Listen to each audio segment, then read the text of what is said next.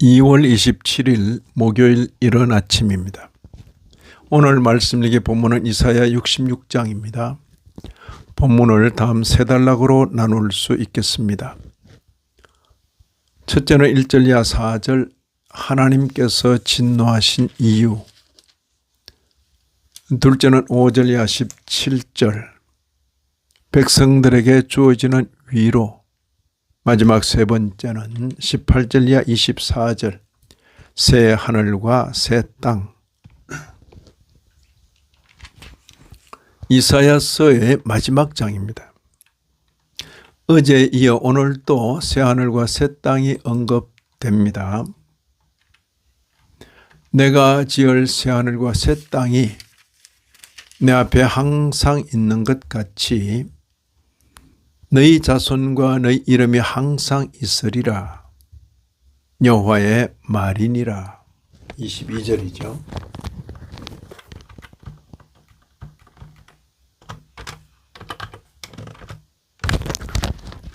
여기 언급된 너희는 대상이 확장된 너희입니다.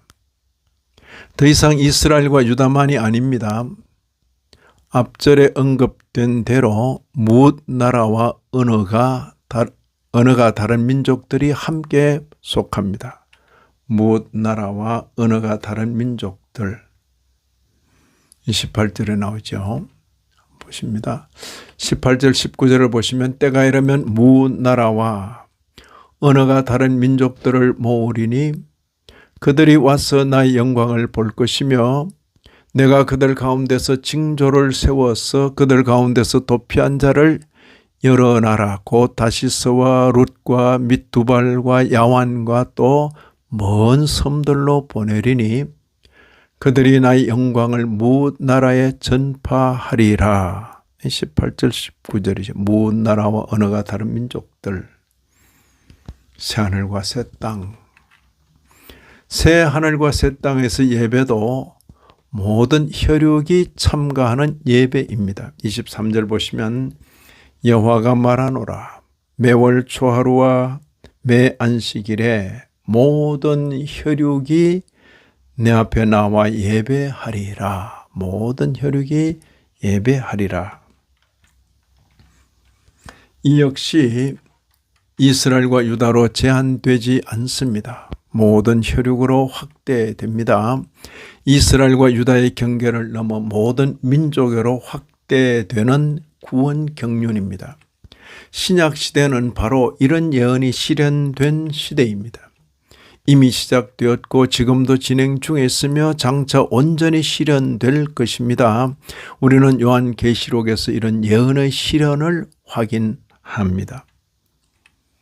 요한계시록 7장 9절 10절을 보시면 이 일 후에 내가 보니 각 나라와 족속과 백성과 방언에서 아무도 능히 셀 수 없는 큰 무리가 나와 흰옷을 입고 손에 종려가지를 들고 보좌 앞과 어린 양 앞에 서서 큰 소리로 외쳐 이르되 구원하심이 보좌에 앉으신 우리 하나님과 어린 양에게 있도다. 예배하는 무리와는 대조적으로 또 다른 무리들이 언급됩니다. 그들이 나가서 내게 패역한 자들의 시체들을 볼 것이라. 그 벌레가 죽지 아니하며 그 불이 꺼지지 아니하여 모든 혈육에게 가증함이 되리라.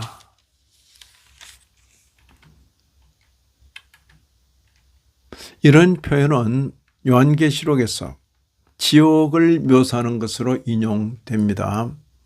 요한계시록 21장 8절에 그러나 두려워하는 자들과 믿지 아니하는 자들과 흉악한 자들과 살인자들과 음행하는 자들과 점술가들과 우상 숭배자들과 거짓말하는 모든 자들은 불과 유황으로 타는 못에 던져지리니 이것이 둘째 사망이라. 선지자 이사야를 마치면서 선지자는 이 이사야서를 마치면서 다시 한 번 더 위로를 언급합니다. 앞서 40장에서 언급한 위로를 마지막 장에서 다시 한 번 더 언급합니다. 13절, 14절을 보시면 어머니가 자식을 위로함같이